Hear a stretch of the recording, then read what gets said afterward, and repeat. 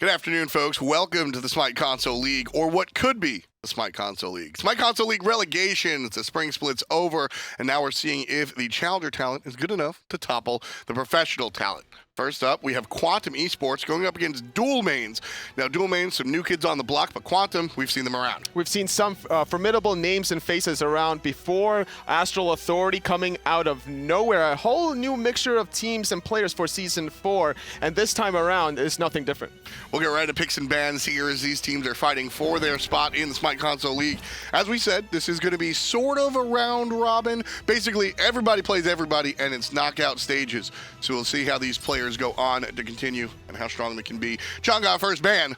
No surprise there for anybody. Still a very strong selection ever since DJ brought it out at World. We've seen a lot of it also on the console side of things. Sometimes in mid, sometimes in jungle. Chang'e's one of these gods that has a lot of mobility, and not to mention, you're going to stay in the laning phase or the jungle as long as you want, as long as you utilize that rapid passive. The Zeus man himself, one of the stronger mages here, so we're going to see him banned out. Robin has risen to prominence recently. A little bit of love shown his way brought him to the jungle, most of the chagrin of aggro. He's more of a soul laner in that analyst size, but either way, character's a little bit stronger than he used to be. And Susano, guy's just frustrating to play. The mobility, I'm telling you, mobility is what makes Smite so great. So you see a lot of those options take away between the Chang'e, Susanoo. Robin received a little bit of love, like you mentioned, with the Mystic Rush.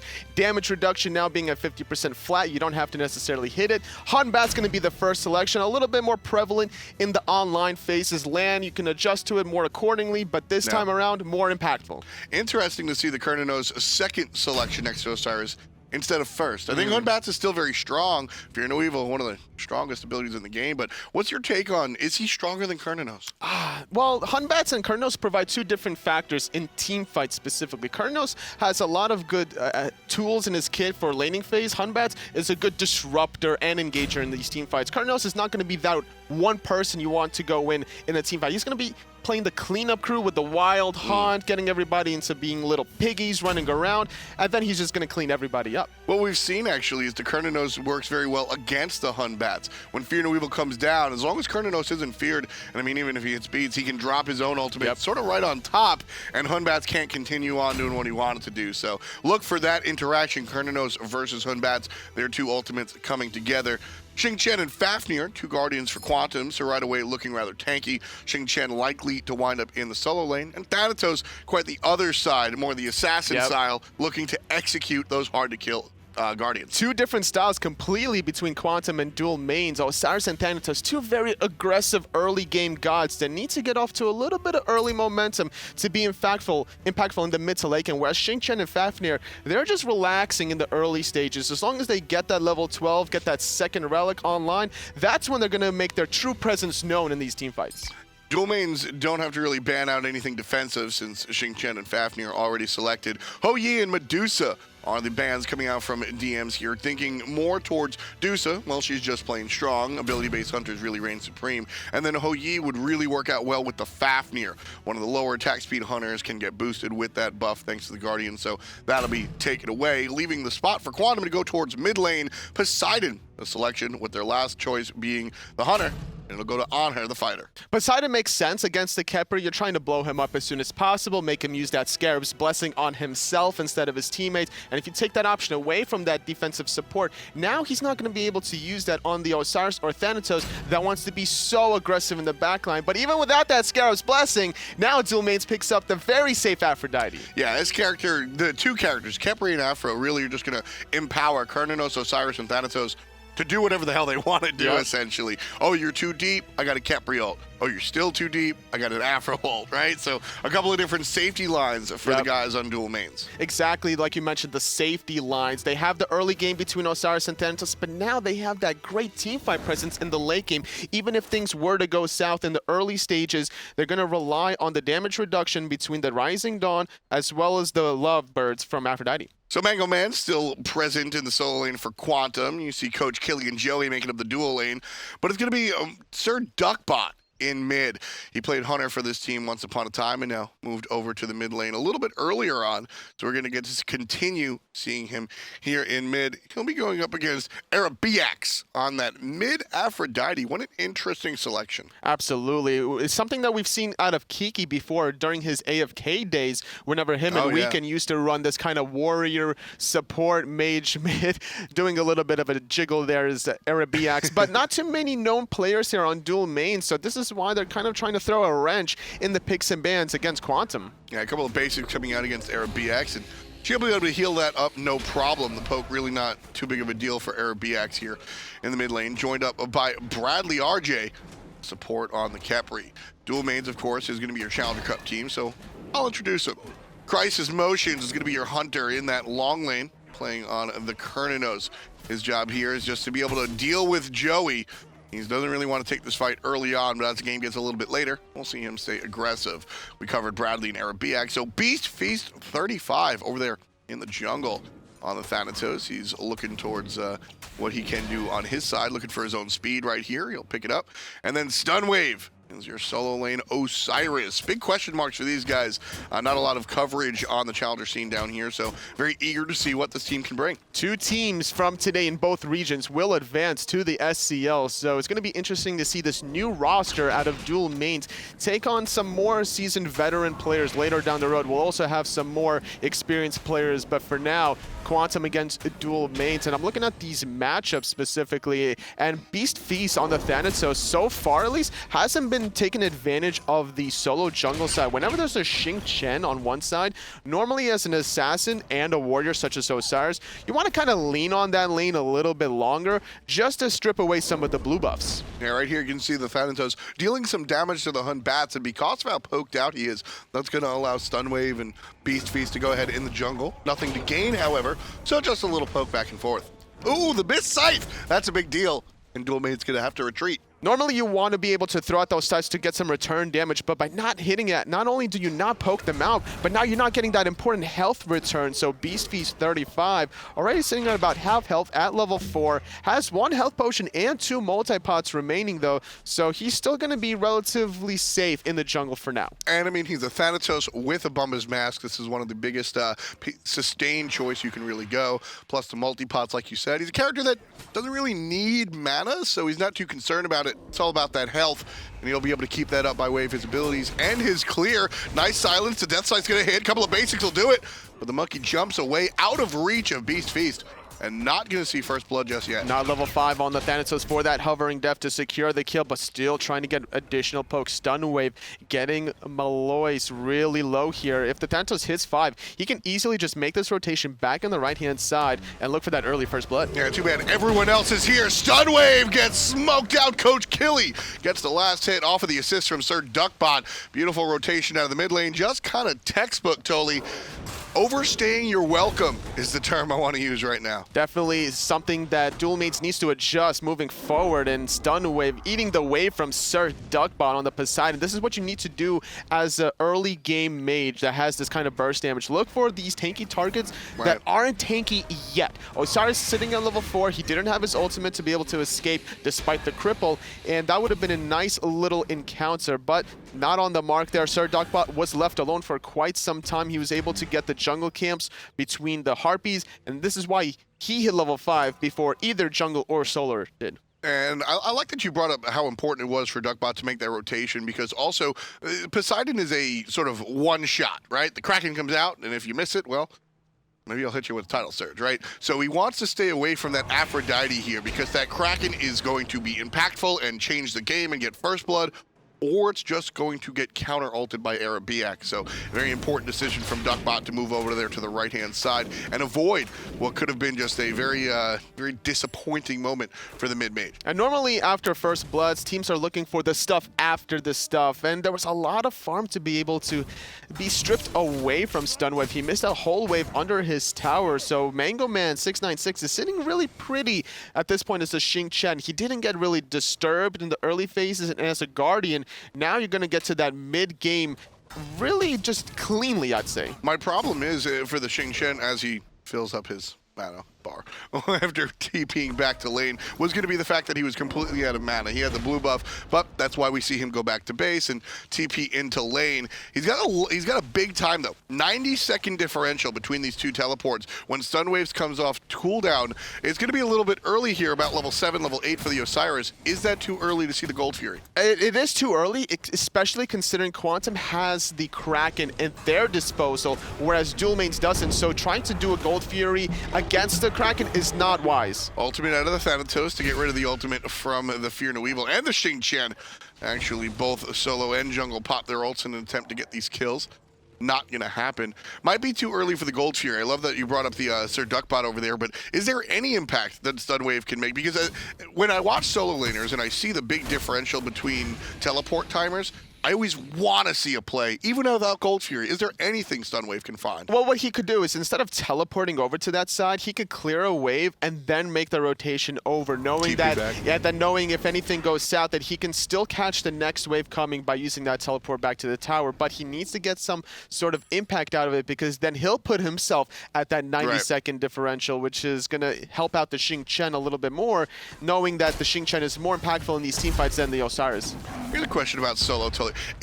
Are you teleport? Is there like a normal time when you sort of expect players to TP? Like when you're looking at jungle camps, for instance, you know that they're supposed to come up 3, 6, 9, right? Is there a time on the clock that you sort of expect your solo laner to have teleport, and if they don't, you know you can make a play? Normally it's a team orchestrated strategy. It's not normally meta where like, okay, 3:15, we're all going to be invading the speed buff, or the red buff rather, and we're going to need you to teleport over here, which wouldn't be a bad idea considering that's the right timing for a solo laner to finish the boots. 3, and that could be a huge impact. A lot of teams haven't really been experimenting with that strategy because of the risk versus reward. If that team fight goes south, you're missing out on a wave easily guaranteed. Duckbot in a bad spot. He gets hit by Thanatos way too early, and BradleyRJ puts one for himself on the assist from Thanatos. Eribiiax going to get stunned out by Coach Killy, and Joeeey, big damage coming through. There's the ultimate from the mid laner, and it's just not enough. Well done, Eribiiax. That's the power of the Aphrodite. Absolutely, just topping off the Khepri. All that damage completely negated off of 2 heals from Eribiiax, and that's only level 8 Aphrodite. Imagine once she maxes out that Doves, gets a little bit more items online, specifically the Rod of Asclepius, that's going to amplify her healing that much further, and then this Aphrodite middle is just going to be that much more obnoxious. Literally any other character, we would have seen a death right there. But because of the combination of the immunity from the ultimate and the heal, right? If you had a different healer, the immunity doesn't come through. Even should Khepri find the ultimate there, I think we see Joeeey go deep, get aggressive, and play against it, and still find the follow-up kill, even if Khepri finds his ult there. So very important that Eribiiax is there in the mid lane. But why don't we discuss what you lose by picking the Afro mid? You gain exactly what we just saw, but you don't have that big burst damage that Sirduckbot has. Absolutely. The team fight duration is going to favor out Duel Mains the longer it goes because of this Khepri Aphrodite, whereas Quantum is looking to end the fight in about 10 seconds or less, trying to blow out these ultimates, or maybe just bait out the cooldowns and then going for round 2. But considering that Eribiiax has that starter item with the Shoes of Focus, he's sitting at 20% cooldown reduction, which is why we saw the Aphrodite ulti come out instead of the Scarab's Blessing, and that's great communication from Duel Mains to be able to min-max their cooldowns. Nice stun, and the ultimate out of the monkey is going to send 3 people into the sky, at least 1 into the sky. 3 people walk in different directions, and a big heal coming out for Thanatos allows him to stay alive despite Quantum's best thoughts. Now, see, that's what we're going to have to see. We're going to have to see the Monkey, Mango Man, and Joeeey really try to pop that ultimate out of the Aphrodite, because Sirduckbot cannot get immuned out. Ooh, trying to get something going. Beast Feast missing that Scythe. Not much mana on Eribiiax to stay in the mid lane, and that's going to allow Quantum to just slowly poke out this mid tower, or maybe force some backs here, and looking for this red buff invade, but CRYSIS Motions has secured it. Not going to be able to find anything on the left-hand side. Right-hand side, however, still a relatively quiet game between the Xing and Osiris after that first blood. Everything's just settled into the dust. Kind of what you're expecting there between Xing and the Osiris, though. They're both kind of guys that want to battle you, but they're not going to do too much as long as you play the lane intelligently. So we're going to see a little bit of a slap fight, and then they're going to go head back to base. Pretty standard stuff, but here's a big deal.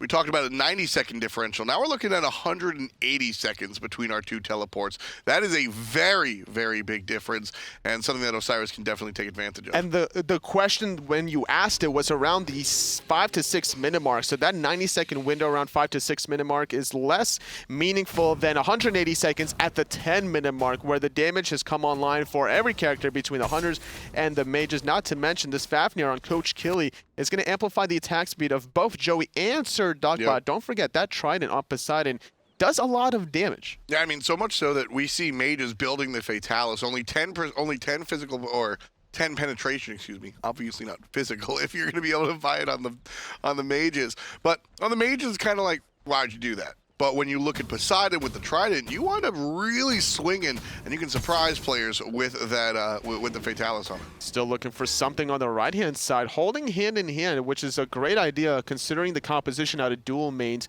between this Khepri support, Aphrodite mid. A lot of utility between those two characters, which is going to help a lot of for Beast Feast to be really aggressive, roaming around the jungle. And as a Thanatos, you're always looking for these little pot shots around corners with the depth size. You might have to put yourself a little out of position, but whenever you have a Khepri and an Aphrodite, you're willing to take that risk. Yeah, I mean, Thanatos is the character next to Kali, I would say, that's sort of asking to go deep the most, right?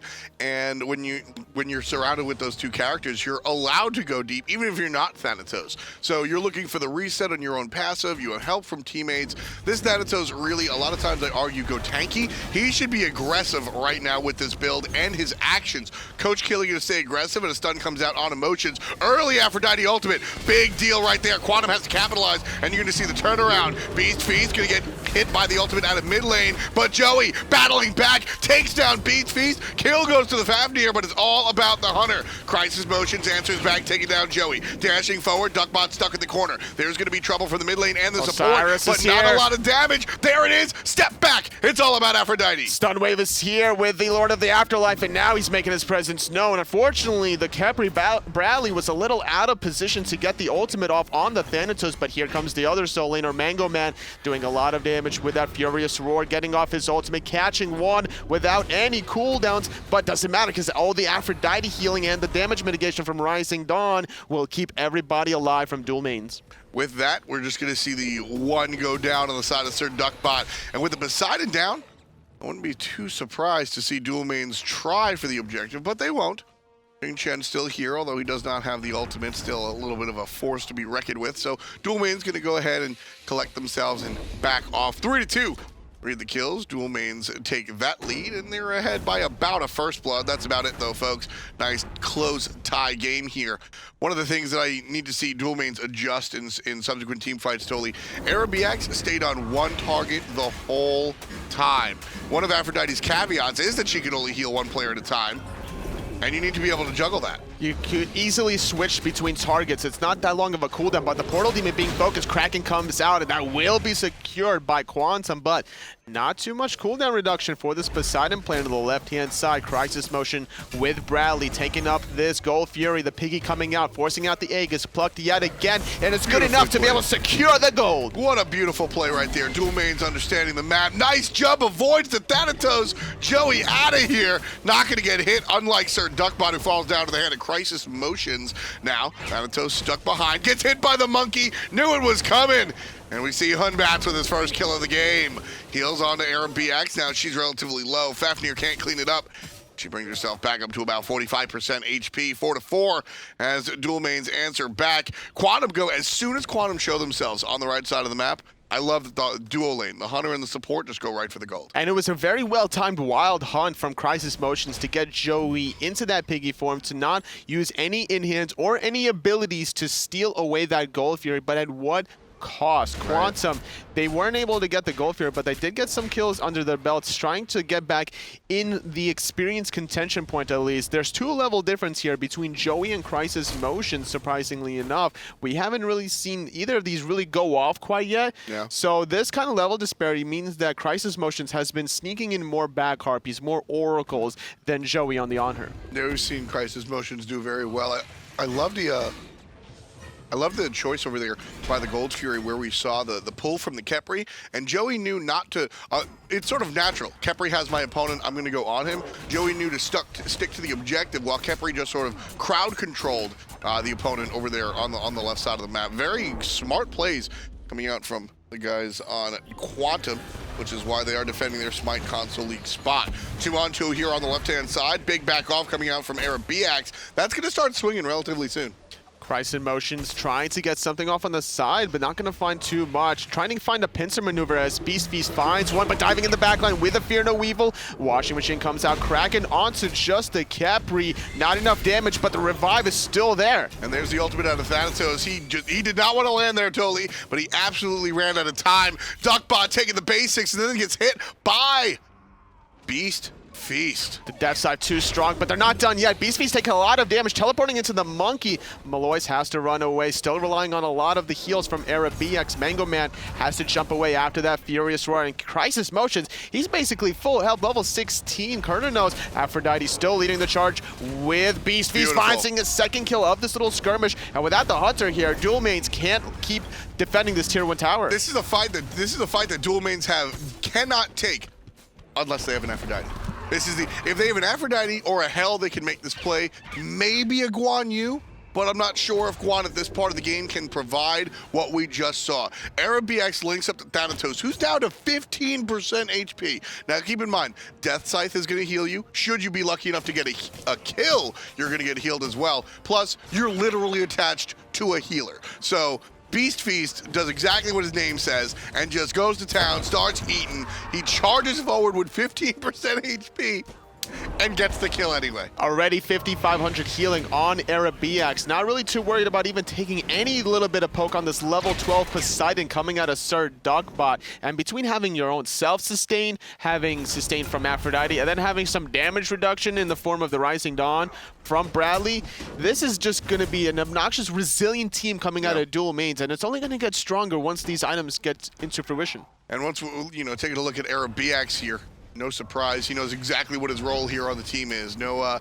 do more, no going for the big damage. He's going to go right into the Lotus Crown, providing protections for anybody he heals. Usually this item is purchased a little bit later because your mid-mage has to be doing some... No damage coming out of this. You'll get some bonus back off damage a little bit here and there. I'm not trying to say that Eribiiax will be doing 0, but it's all about Beast Feast and CRYSIS motions. These are going to be your heavy hitters. Stun Wave, he'll control the situation. Once the super late game comes and he has chin size to supplement that mystical male ticks, he's just going to be chipping away at everybody. But Beast Feast and CRYSIS, these are the guys you're going to look for to blow up Quantum. There's always been that internal argument between a lot of players who are like, do I get Lotus Crown or do I get the Rod of Asclepius? And at this point in the early stages, it's better to get the Lotus Crown for those protections because you don't have that much magical power to scale off of your healing anyway. And not only that, you also have BradleyRJ that has the Gauntlet of Thebes, so relying on extra protections from that item with the Lotus Crown, now you're having 40 protections, both magical and physical, which is going to allow this assassin on Thanatos to be absolutely a glass cannon, having the Shield of Regrowth with a Yoden's Wrap. Portal Demon started one more time here, as 18 is dinged on the clock. Taken to the sky is Beast Feast, lands down, finds the death side, can't find the silence before the ultimate comes out from Duckbot. Hits the gas pedal, going forward. Couple of basics will do it, and Stun Wave takes it away from him. There goes Sirduckbot, still 5 strong as Duel Mains. They're coming right down the mid lane here, totally. Big damage out of the monkey, nice control coming out of Mango Man, but is it too little too late? Duel Mains certainly have the lead. Only finding one person with the blink ultimate out of Mango Man, but meanwhile in the duel lane, CRYSIS keeping Joeeey out of the team fight. Will rotate mid before the Anhur. Monkey bounce not on the mark on a god, but instead still healing is everybody from Eribiiax. The Wild Hunt comes out, doesn't connect, more of a zoning ultimate, gonna allow some pot shots onto this tier 2 mid while Beast Feast heals off of those mid harpies. Yeah, nice juice coming out from the guys on Quantum to avoid the ultimate, but CRYSIS still has tools up his sleeve. One goes down to the hand of the Centaur, and he's looking for more, but that one will be Beast Feast. 3, 2, and 3 for the jungle. Thanatos going all the way to the Phoenix. And with this wave of minions coming down the mid lane, totally, this tier 2 tower going to be toasted 19 minutes. It's 9-4, and Duel Mains leading by about 7,000 gold. It was a 3-0 as Sirduckbot revived after that dive earlier on from Beast Feast and Stun Wave. This is what you want to see out of your aggressive warrior and assassin Bash Brother combination. Just dive that squishy target. Sirduckbot has been the primary focus. The Kraken comes out, does get stolen. Quantum gonna still stay relevant in this game. That right there is just... I commended Duel Mains for their map knowledge before. That is the other side of the coin. You gotta be aware of when that Kraken's available. Nice route to stop the monkey. Dash forward. And Maloaise gonna walk away from what could have been an easy double kill, but he's afraid of diving that tower. Only level 14, the jungler. Comparatively speaking, across the way, the Thanatos much, much higher. Despite that gold fury steal, we saw a 4,000 gold gap between these two teams, but more importantly, a 10,000 experience for Quantum being on the worser side of it. So this is not a good time for them to really not take risks. That dive that you mentioned should have been taking place because not only was he so low on CRYSIS motions, but level 19 versus 14, even if you trade 1 for 1 there, you're getting more gold and experience just killing that late game Cernunnos. Not only that, the respawn timers are going to be a lot longer for Duel Mains, and I feel like that was a missed opportunity. I agree. I would have liked to see a little bit more aggression coming out from Quantum right there, but at the end of the day, this is one of the bigger games that these guys are going to play. Remember, Quantum right now trying to defend their Smite Console League spot. Duel Mains here now. We got to watch the rest of the day, of course, but Duel Mains, they win here. They're certainly looking better to get in and be a pro team. Quantum, on the other hand, you don't want to, fall down from grace. That's one of the worst scenarios. So Quantum, I guess, playing it safe, but perhaps there is something to be said about too safe. Well, if you look at the draft from Duel Mains, they covered all their options, really. They had the aggressive early game. They have the really well-orchestrated team fights in the mid to late game, and there was no real loopholes for Quantum to exploit, with the exception of maybe looking for these bursty team fights under the Gold Furies, under the Portal Demon, because they have Sirduckbot's Kraken. They also have Coach Killy on the Coerce to be able to amplify the attack speed out of every single target. And that Fear No Evil could also be used as an objective secure to be able to disorientate everybody trying to steal that away from you. Right, I think the only tool Duel Mains don't have at their disposal is large AoE mage damage, and that's why we see the Cernunnos. Cernunnos and Cupid, to a lesser extent, bring wide field ultimates, which is different for a hunter. Usually you see that on a mage. Sure, Cernunnos is strong in general, but I love him in this composition specifically because his ultimate can sort of take place of where the mage wants to be. Big ult at a Mango Man, gonna toss a player onto the tier 2 tower. Up to the sky goes Thanatos, trying to find a backline member. It's Sirduckbot, but he misses by a mile, and now he's disconnected from the Aphrodite. This is Quantum's opportunity. Ultimate out of the Kraken gonna be fantastic, bringing all players down low. Aphrodite can't heal that. Maloaise gets the kill onto the Thanatos, and motions off to the backside. Jumping forward, Maloaise is here.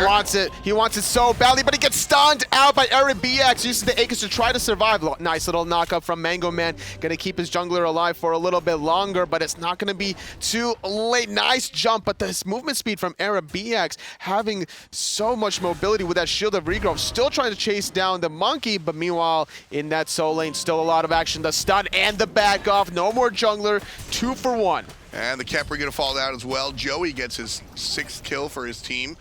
Just his 2nd for himself right here. Duel Mains, Eribiiax got separated, and Quantum punished it. But now, as soon as Aphrodite gets back here, Duel Mains able to swing it right back in the other direction. There's 12 to Quantum's half dozen. They're going to continue looking for a Phoenix even. I love what Eribiiax is doing, using the mobility of the Shield of Regrowth just to get behind the target to back them off into their own teammate. Sirduckbot is going to fall victim to that strategy, and it's going to be an overall 4 for 1 at the end of the day. They got the tier 1 and tier 2 in the solo, going for the Phoenix, but a nice ultimate coming out of Mango Man, finding 3 people. Defensive ultimates coming out of out of Duel Mains, still trying to go for this Phoenix, but it barely got chipped away. Yeah, CRYSIS munitions dealing damage, but focused a little bit too much on the kill there on Sirduckbot instead of the actual objective. And then as soon as we see Mango Man, Maloaise, and Coach Killy respawn, obviously Duel Mains have to go packing. So like I said, Quantum had a great opportunity there where Eribiiax was separated from his target, and that's why Beast Feast went down so hard. That's why we saw multiple players get hit by the Kraken. Really big stuff. but they didn't continue and take out the Aphrodite. This character has to die. 50%, and they just can't bring him lower. Trying to get any sort of damage off, using the Fear No Evil defensively to peel away an Aphrodite. When do you ever hear that? Having to use an own whole ultimate out of your jungler just to peel away an aggressive Aphrodite. Normally, they're the ones in the backline just healing and sustaining everybody up, but not this time around. Eribiiax has completed his core build. He has so much mobility and cooldown reduction and a lot of utility with the protections from this Lotus Crown. Not to mention, as he gets higher in level, that ultimate just gets shorter and shorter in cooldown. It's going to be 70 seconds at level 20, and with this cooldown reduction, it's going to be up every 45 seconds. Sirduckbot dealing with what he can here.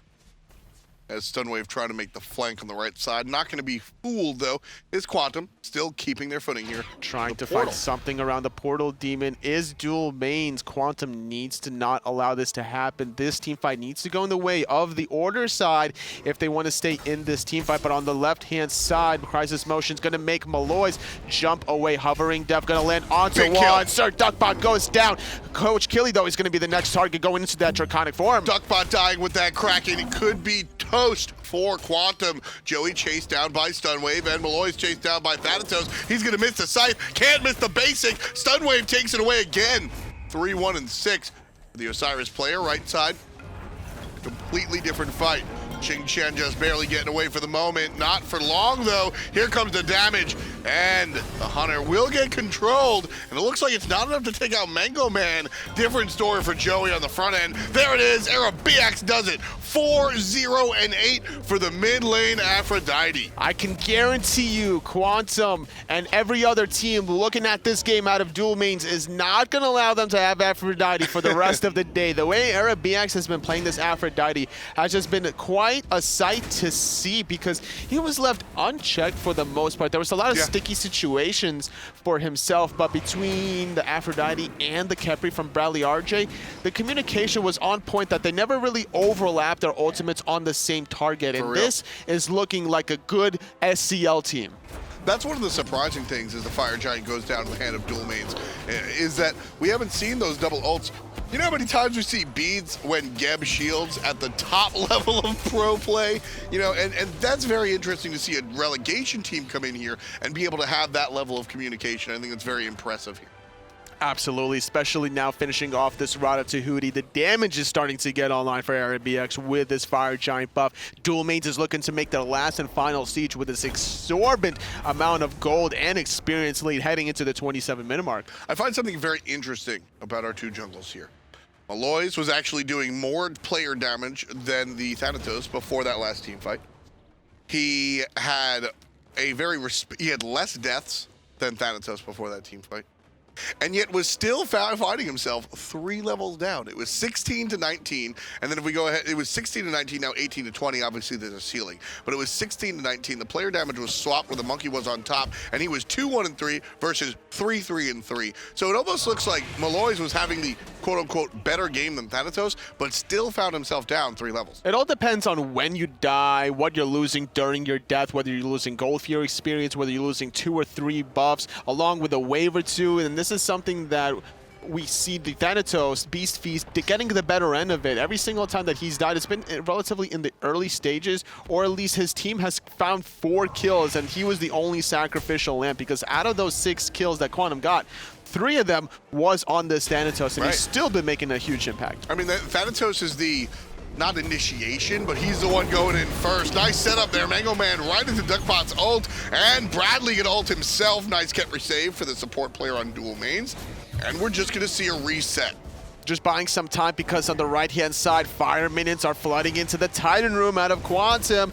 Duel Mains recognizing this still siege in the left side. Phoenix is at about half health. Gonna get absolutely melted by CRYSIS motions. Nice little stun from Joeeey just to peel the Osiris away from himself. But the rest of Duel Mains, they don't really care. They want this last remaining Phoenix in the mid. Absolutely. Just clean up the Firebird. Duel Mains playing it not too safe, but I like the pace they're going at. Thanatos lands on the back line looking to delete Sirduckbot. That's his only job there is to get rid of the mid-mage. The rest of the team can take care of the back end. Bradley literally basic attacking the Phoenix down. The rest of the team looking for the Titan right inside the throne room. Anatoly, it looks like the SCL team Quantum might fall down to Duel Mains, and that's exactly what they'll do. 30 minutes of play, 6-20, and the win goes the way of the challengers. Great play by the challengers. Not only did they play exceptionally well, but their draft is something along the lines that a coach would tell you to kind of draft, to make sure that you find a great counter to not only the enemy draft, but find a synergy between the early, mid, and late game. Yeah, this one, I think we were all looking at the Cernunnos and Thanatos, but at the end of the day, who enabled them? Eribiiax.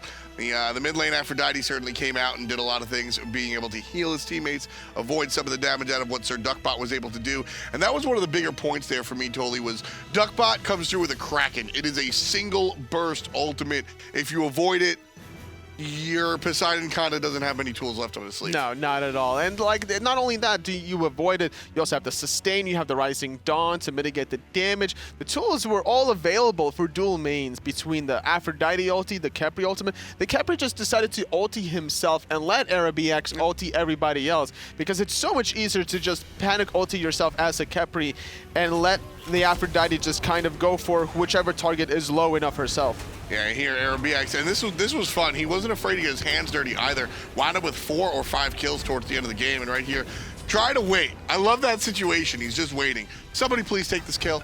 Anybody want to take this kill? Please? Fine, I'll do it myself. Back off. And then he finds it finally in that little hovel. And then the late game, once the Shield of Regrowth has been completed, Eribiiax just dove the back line, found the back off to allow the players just out of position getting in there. And Eribiiax on this Aphrodite, I mean, like, what else can you say about him? Look at him saving his own Hunter player. This is what you want out of your mid and Hunter, just playing together in these team fights, making sure nobody gets left unchecked. He gets the stun on the enemy. He links up to his teammate, heals, gets a stun on the enemy, backs off in the other direction to save his Hunter. That was a lot of times we see players come out here just sort of, well, I heard the strategy is good, let me pick it. Eribiiax is an Aphrodite player. You gotta ban it, I think. Absolutely. Every team that's going to be here in the future out of the rest of the European console and North America, they're going to be looking at this specific matchup and going to be like, okay, no more Aphrodite for Eribiiax. Coming up next is going to be Kaz versus the Challengers Team Enable. Stay tuned. We'll be right back with some more SCL Relegations.